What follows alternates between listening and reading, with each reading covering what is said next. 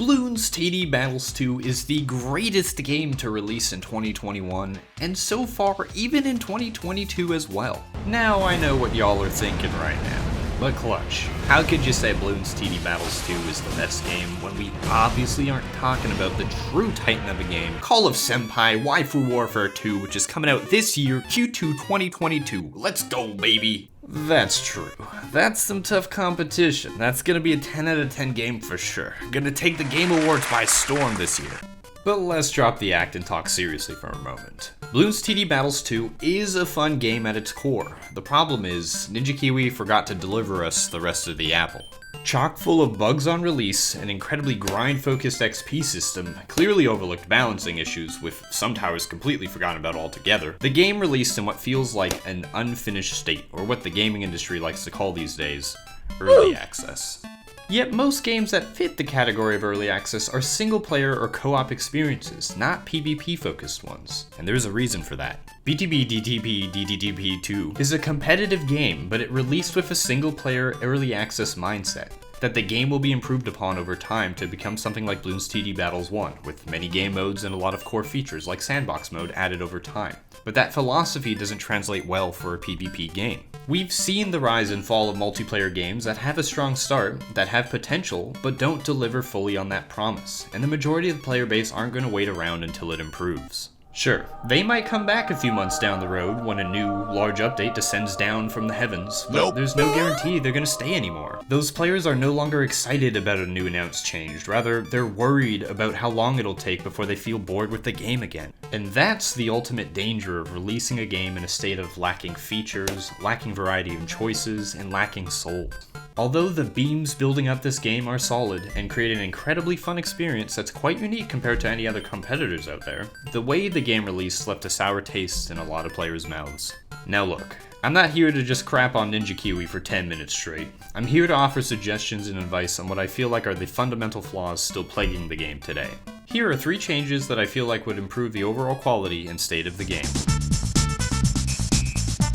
Constrictive Loadouts is that feeling you get when playing the game and realize that, although the game promotes a lot of options at your disposal, most of those options belong in the disposal bin. I'm also not focusing solely on the metagame. Metagame is a term used to describe a series of loadouts, towers, or strategies that are popular because of their ability to be piloted by a wide range of players, their overall power level, and sometimes their ease of use as well. What I mean by constrictive loadouts is that currently, not all upgrades have a time and place in the game. In Bloons TD 6, Apache Prime can deal with a lot of the rounds up until DDT start to come out in the 90s. In contrast, by the time you can even afford an Apache Prime in Battles 2, it is already past its time to shine. And Apache Prime is just one of many examples of towers which simply can never be purchased because of the round crunching that exists so that the player has a consistent variety of threats at their fingertips to send against opponents. Therefore, the window of opportunity for a lot of towers seems like it's incredibly slim or just non-existent at all. I'm sorry, Flying Fortress, you don't belong. As another example, let's take a look at Icicle Impale. The window in which Ice Impale has a purpose begins on round 26 in order to defend against DDTs, and is usually useful until round 30 when bads become available. Now there are 2 things you need to assess in order to figure out what a tower's window is. The first threshold is, can I afford this tower in order to defend against what it excels at? In our case, the answer is yes, usually. The second question that needs to be asked is then, how long do I have before this upgrade becomes irrelevant? In Icicle Impale's case, that's usually round 30. The approximate time to get from round 26 to round 30 is roughly just over 2 minutes of in-game time. After that, you're usually better off selling it to get a more consistent ZOMG and DDT defense like Superstorm to deal with the insides of bads, or to pivot and help bolster your bad popping defense in general. Okay y'all, listen up. Maybe that was a bad example because Ice Impale is an incredibly powerful tower in the game right now, but as you can see, its window of power is still a small sliver compared to the overall elapsed time that a game typically lasts. But we're not here to try and make the window larger for Ice Impale, are we? No. We're here to pay our respects to the towers that just don't make the cut, ever. Here lies the dead tier 5s whose only purpose in the game is to quash the hopes and dreams of players who finally get a chance to try out the upgrade. They either cost too much, don't do enough damage, sometimes even both. Regardless, because most of them are directly ported from Bloons TD 6, their power level doesn't translate well to the fast-paced environment of Battles 2. Oh boy, that's a lot. Okay, seriously, stop piling them up. No. Welcome to Bloons TD Battles 2. You're new to the Bloons series, are ya? Well, don't worry. We have an extensive 10-minute tutorial to explain the basic functions of how the game works. What's that, you ask? You still want to learn more about what your loadout is weak against? Well, we made the game free to play to target a larger audience, but if you want that information, have you considered buying our $10 game, Bloons TD6? That game will teach you all the know-how required for this game. But be careful, because not everything is as it seems. Some towers don't work exactly the same between the games, so you can't test everything perfectly. But that's okay. Right? This game desperately needs a sandbox mode so you can run tests on your own to learn more information about the game. It feels out of place that a competitive game doesn't have a way to test your defenses without perfectly setting up the situation with a friend or yourself. Imagine if Valorant didn't have a shooting range to test out all of the guns and hero abilities. You just had to queue into a game and figure things out from there. I can't even begin to imagine what the new player experience is like for someone who's never played a Bloons game in their life. How are they supposed to know that the blotches on Bloons mean they can only be seen by towers with camo detection? How does a player distinguish between cosmetics and regular Bloon properties? Or that fortification means the Bloon is tankier. But how much tankier? Well, if you don't read the patch notes, you won't know. Even Bloons Pop, the free-to-play mobile game designed for a large market of casual players, has a Bloonspedia built into the game to explain the fundamentals to its audience. How is this missing in a competitive game? I understand that Battles 2 is a sequel and they'd expect a large portion of that player base to migrate over, but the game needs a sandbox mode. Battles 1 had one. I can't tell you the amount of times I want my opponent to send me an all-out regrow rush at round 13 to figure out whether my defense is good enough, and it never comes because they're strategizing differently. And all of this completely glosses over the fact that when the game first released, and still to an extent now, it actively inhibits your ability to experiment. If you want to try a different loadout, you have to dedicate time grinding out XP, 1v1ing yourself, or with a friend.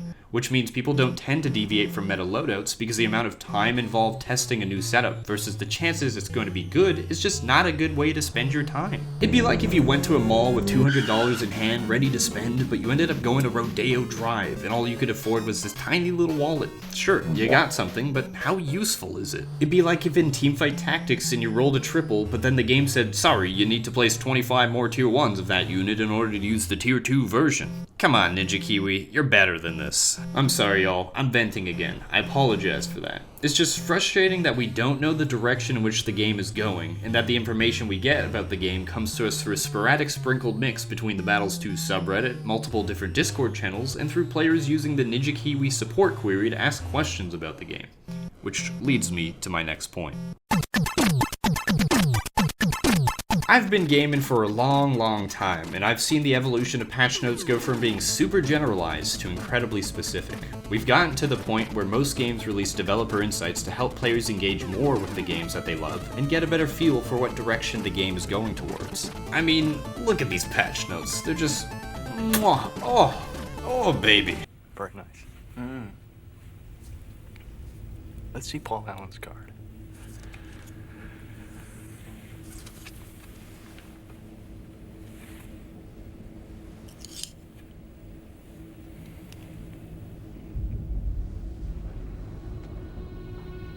Look at that subtle off-white coloring. The tasteful thickness of it. Oh my god. It even has a watermark.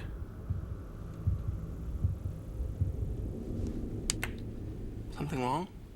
Sorry, I got a little carried away there. I think what we need to see from Ninja Kiwi's end is more insightful patch notes. They've had a couple of cases where they talked about why certain things were introduced and the reasoning behind it, but just getting the insight of why they're buffing a tower or why they're implementing a change like glue footprint size reduction would help us as players better understand the overall direction of a game. And a fan base of players who have more knowledge is a happier fan base overall. We don't like being left in the dark. It's spooky. Having a rough roadmap of things to come gives us hope to cling on to that the game we envision is still within sight. And although Ninja Kiwi has told us that a lot of things are in the works, we don't really have a time frame for when things will come to fruition. This is probably the easiest change that Ninja Kiwi could implement because they already have a fantastic community manager in place, and it would help bridge the gap between developer and player even more. Again, I need to be clear.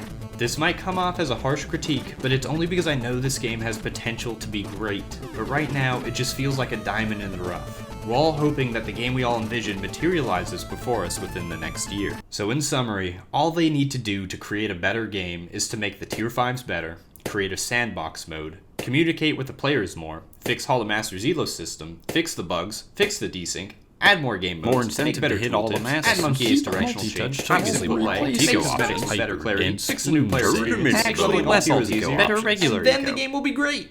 Ah, shit. If you made it this far in the video, I want to seriously thank y'all and appreciate it a lot. But you know what else I'd appreciate? If you subscribed and tossed a like onto the video as well. I plan on making a lot more content like this in the future and hope you can see the dedication and effort put into this project. If you want to see my other content, YouTube should be displaying what other video to watch here. Thanks for watching, and I'll see you for another video soon.